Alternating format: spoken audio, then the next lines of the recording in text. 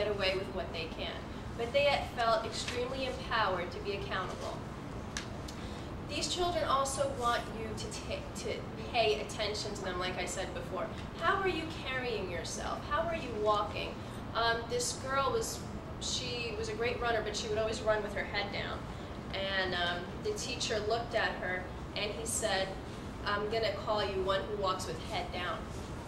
And for her, that was an epiphany. He took that moment to see her weakness, not put it down for her, not analyze her, but just call her something so she could actually think about it for a second. Why do I run that way? And that way there is a mutual respect between the child and between the elder that's teaching them, whether that elder is 2 years older or 40 years older than them. This is really not for alternative schools, but this is for life-affirming schools. We all know there's something wrong. We all still send our children to these schools. We know there's something deeply wrong and there's something that needs to be done. We're not going to wait for the Senate to tell us that they're going to give us funding. We're not waiting for Congress. We're not waiting for our president.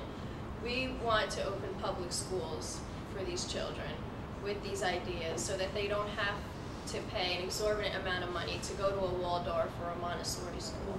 And these schools should be open and available on a national level. So right now I'm working on the Quaternity Institute. It's a self-development and community building nonprofit where the mission is to provide everything at an extremely low cost so that it's open for all people. It's not an academic school, but that would be the next step, and that's what I'm working with Lisa on in the Voices panel.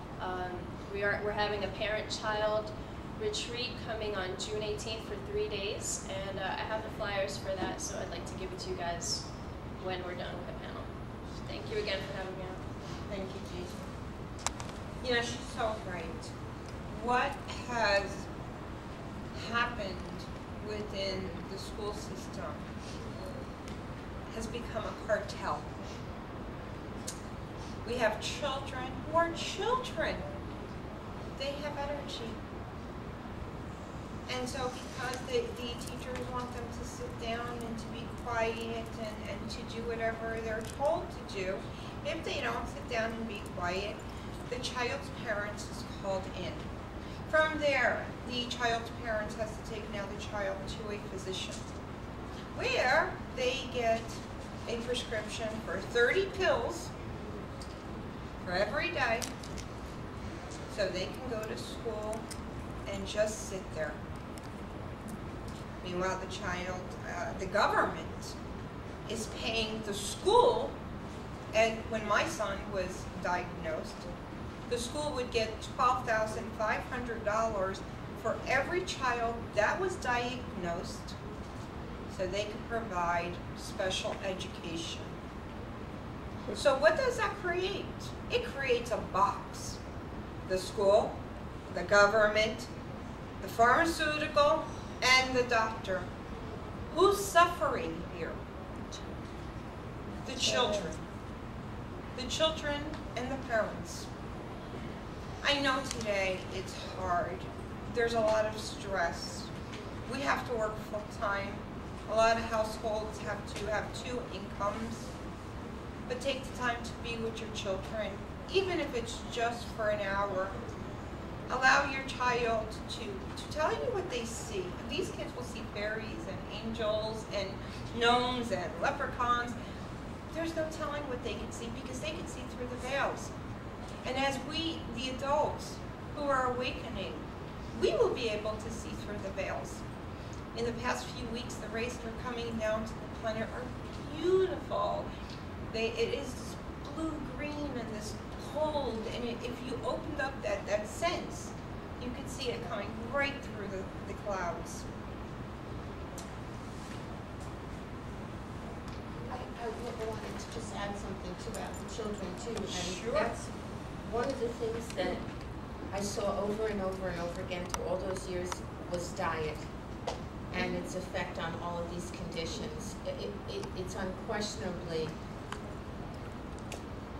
I don't know if it's the biggest factor, but every child that came in that had asthma, right? Asthma is, where did that even come from, right? When I was young, a rare person had asthma. Now so many children have asthma, and which affects their breathing, their breath, their ability to participate, the diet, the stomach aches, the GI tract issues with the stomach aches. It's the same kind of conditions that I suppose a lot of us as adults have, but now they're starting so young. And this is a silly, and it's not really a silly, this boy was 19, through most of his high school, had gone through being labeled as a problem, a lazy, slacker, all of these things. He came in, his mom brought him in. When they went to get his blood test, his vessel walls were so thin that he had to go on medication in order to get a proper blood test. They went through everything, went through the food allergies, and found out he was allergic to cabbage. And his favorite food was egg rolls. He ate them all the time. It was just this, it was such a, it could have been overlooked, it could have been diagnosed in all different things, but because the information gathering went back to the physical, changed his diet, and 6 months later he had a job, he had a completely different sense of self-esteem. You know, everything was different. So I think that, you know, even with all the programs for the kids, that the aspect of diet, nutrition, being able to understand those things has to be included. But then that becomes really a lot of hard work for parents, because I know even with as conscious as I am about it, to, you know, get my, you know, organic cookbook out, it just doesn't happen. So I compromise too. But I don't know, maybe along the way that's something that you know, being taught in the schools, and kids can participate in their own diets and health and things like that. Because all that stuff is, before I went talking about the extracellular matrix, it all just begins to clog it and clog it and clog it, and that affects whole aspects of neurotransmitters, how the brain communicates within, you know, the suggestion of the brain for the body to do something. But if the body's neurotransmitters aren't connecting, the body won't do it, and then the brain will tell the body again, and all those kinds of aspects are what are part of the contributor of the immune deficiency diseases, which are increasing every year, and they all have a basis in inflammation.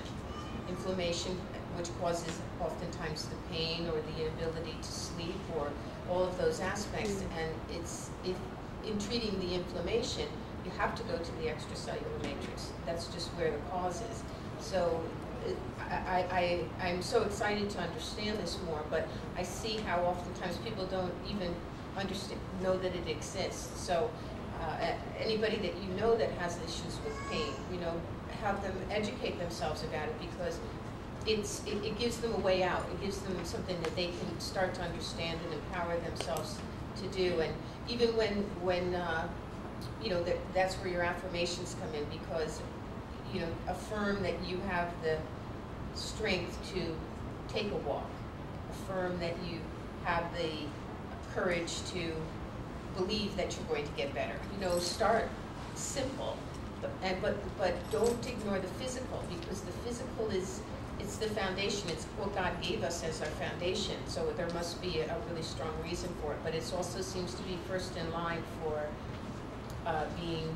being knocked out, and then it's those with courage that, you know, will rise up above it. But there's so many more that don't, and they don't even know that there's a way.